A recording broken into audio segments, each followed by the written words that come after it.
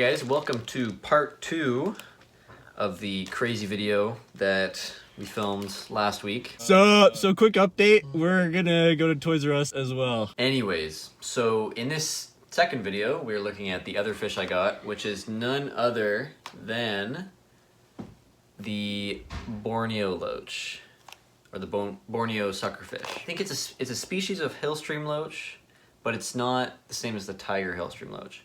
So the tiger Hillstream you've probably seen before, and it gets like about 3 inches, kind of big, can be territorial.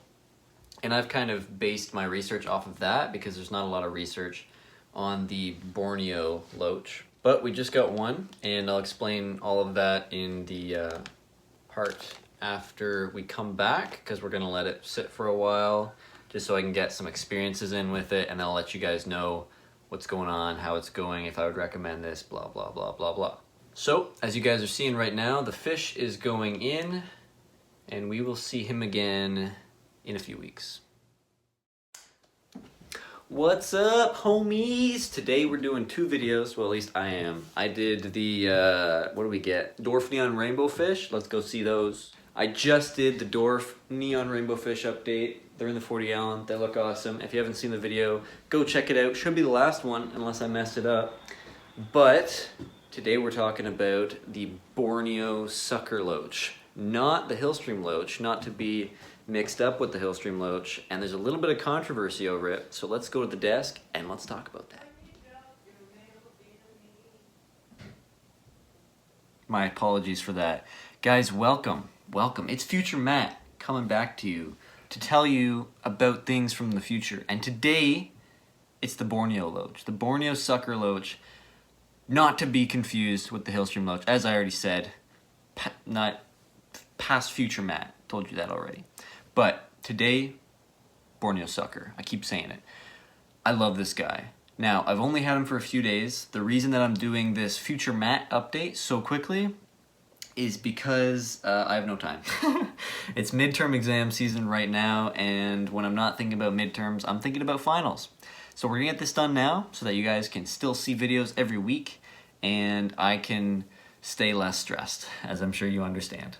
So let me tell you kind of what's been going on with the Borneo in the last little while, and then I'll kind of tell you why I got them, why there's a controversy, and etc. I'm going to be comparing it a lot to the Dwarf Neon Rainbow Fish, which we talked about in the last video, just because they contrast a lot. The Dwarf Neon Rainbow Fish are always at the glass. Like, I'll put my hand above the tank and they just create like a whirlpool underneath. They're just very active. I love them.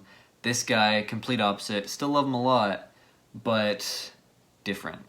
When I first put this guy in here, he immediately went onto the glass, like a lot of sucker type fish do. And there are very few instances where I've seen him come off of the glass in the last, 4 days?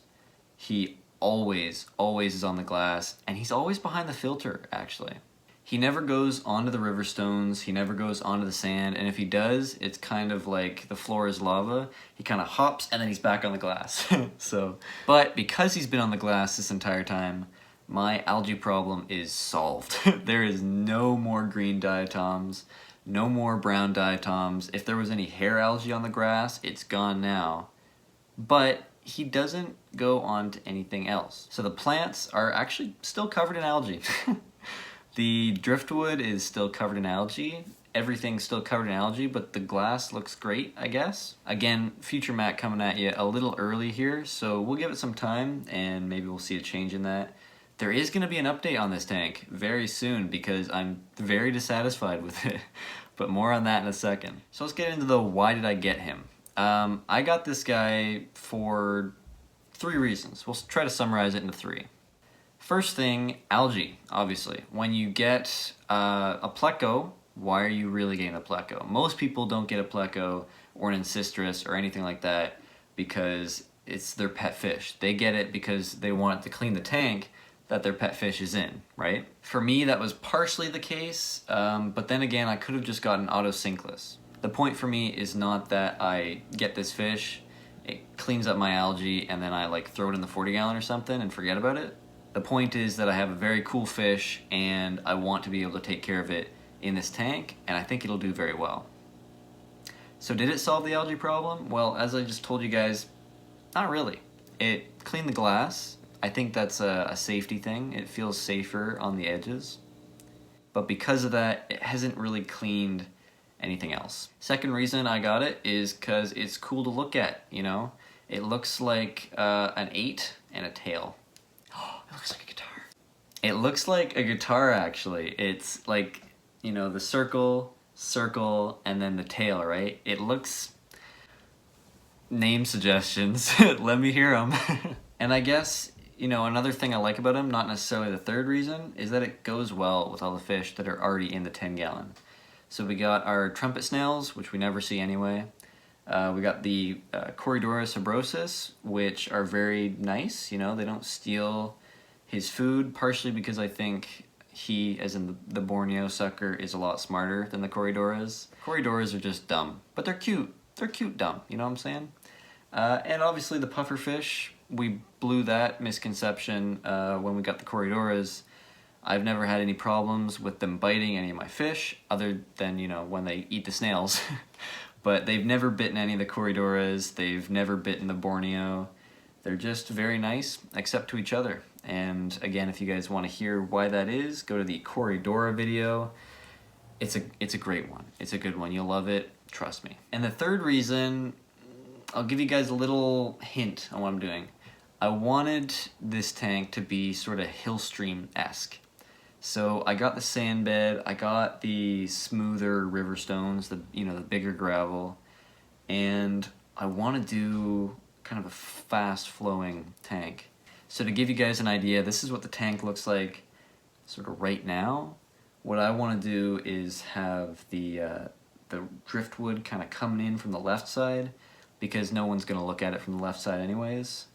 And then have the river stones kind of piled up beside it, have that be where the plants are, and then just have high flow, super high flow coming out over the driftwood, so that the Hillstream loaches, I do plan to get more, can be kind of perched on the branches of this driftwood and just enjoying the flow, because they really do enjoy the flow. The filter that I got, the in-tank filter, it just loves sitting under it all the time. It just like, it sits there grazing on the algae from the glass all day. And it actually is a lot more active at night, but that's just one more thing to add to the list of observations. So in a way, the Hillstream Loach has kind of been my inspiration to revamp this tank, because honestly, I'm very dissatisfied with it.